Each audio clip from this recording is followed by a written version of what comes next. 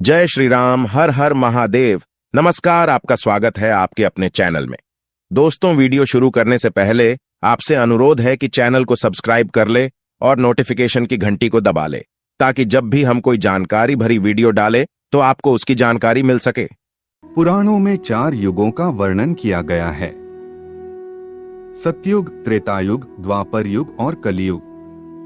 साथ ही यह भी बताया गया है कि इन 4 युगों में कलयुग का कालखंड सबसे छोटा होगा। कलयुग को एक श्राप भी कहा जाता है, पर ऐसा क्यों है?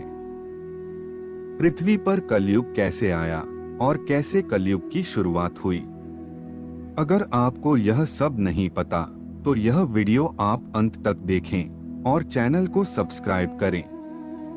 विलंब न करते हुए आरंभ करते हैं। वर्तमान में चारों ओर फैली महामारी, रोगों, आपदाओं और लुप्त होती मानवता से आपके मन में यह विचार अवश्य आता होगा कि कलयुग अपने चरम पर है और यही जीवन का अंत है, परंतु यह सत्य नहीं है। वास्तव में कलयुग को अभी अधिक समय नहीं हुआ है, बल्कि यह तो कलयुग का आरंभ है और इसका अंत होने में अभी बहुत समय शेष है। महान गणितज्ञ आर्यभट्ट ने अपनी पुस्तक आर्यभट्टियम में इस बात का उल्लेख किया है। उनकी गणना के अनुसार कलियुग का आरंभ 3102 ईसा पूर्व में हुआ था।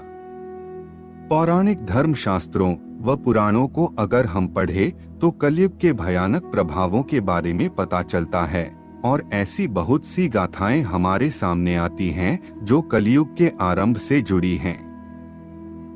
इनमें से ही एक प्रचलित कथा यह भी है कि जब धर्मराज युधिष्ठिर अपना पूरा राजपाट अर्जुन के पौत्र और अभिमन्यु के पुत्र परीक्षित को सौंपकर अन्य पांडवों और द्रौपदी समेत महाप्रयाण हेतु हिमालय की ओर निकल गए थे। उन दिनों स्वयं धर्म बैल का रूप लेकर गाय के रूप में बैठी पृथ्वी देवी से सरस्वती नदी के किनारे मिले। गाय रूपी पृथ्वी की आंखें आंसुओं से भरी हुई थी। उनकी आंखों से आंसू बह रहे थे। पृथ्वी को दुखी देख धर्म ने उनसे उनकी परेशानी का कारण पूछा। धर्म ने कहा, देवी, तुम यह देखकर तो नहीं रो रही कि मेरा बस एक पैर है, या तुम इस बात से दुखी हो कि अब तुम्हारे ऊपर बुरी शक्तियों का शासन बढ़ता जा रहा है? इस प्रश्न पर पृथ्वी देवी बोली, हे धर्म, तुम तो सब कुछ जानते हो, ऐसे में मेरे दुख का कारण पूछने से क्या लाभ?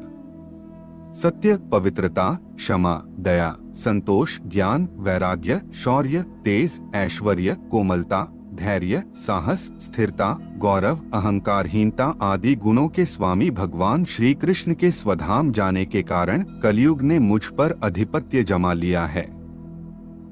पहले भगवान श्री कृष्ण के चरण मुझ पर पड़ते थे, जिसके कारण मैं खुद को सौभाग्यशाली मानती थी, परंतु अब ऐसा नहीं है। अब मेरा सौभाग्य समाप्त हो गया है। धर्म और पृथ्वी आपस में बात कर ही रहे थे, इतने में असुर रूपी कलयुग वहां आ पहुंचा और बैल और गाय रूपी धर्म और पृथ्वी को मारने लगा। राजा परीक्षित भी वहां से जा रहे थे। जब उन्होंने यह दृश्य अपनी आंखों से देखा तो कलयुग पर बहुत क्रोधित हुए। अपने धनुष पर बाण रखते हुए राजा परीक्षित ने कलयुग से कहा, दुष्ट पापी, तू कौन है? इन निर्दोष गाय तथा बैल को क्यों सता रहा है? तू महान अपराधी है। तेरा अपराध क्षमा करने योग्य नहीं है, तेरा वध निश्चित है। महाराज परीक्षित ने कहा कि हे धर्म, सतयुग में आपके तप, पवित्रता, दया और सत्य 4 चरण थे। त्रेता में 3 चरण रह गए, द्वापर में 2 ही रह गए और अब इस दुष्ट कलयुग के कारण आपका एक ही चरण रह गया है। पृथ्वी देवी भी इसी बात से दुखी हैं।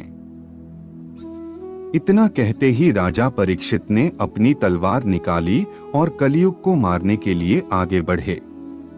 राजा परीक्षित का क्रोध देखकर कलयुग कांपने लगा और भयभीत होकर अपने राजसी वेश को उतार कर राजा परीक्षित के चरणों में गिर गया और क्षमा याचना करने लगा।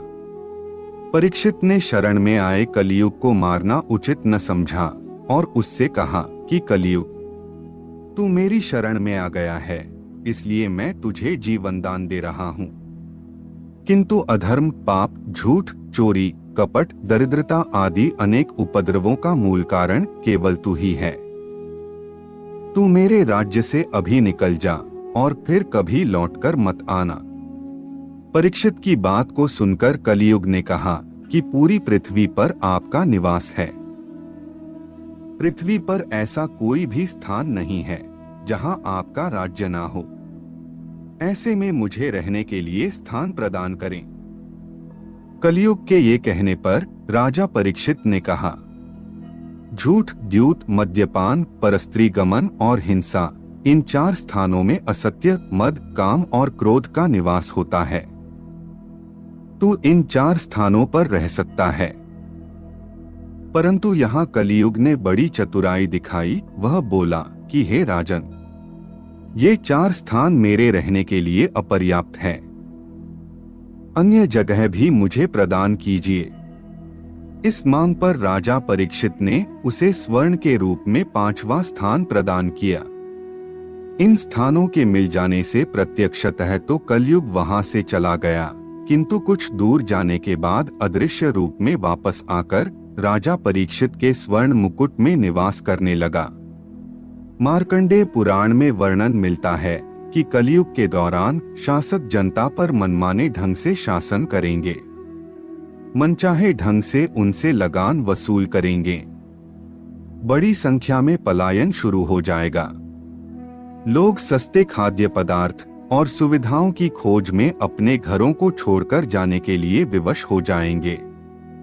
धर्म की हानि होगी और लालच, सत्ता, धन सभी के मस्तिष्क में प्रबल रूप से विद्यमान रहेगा।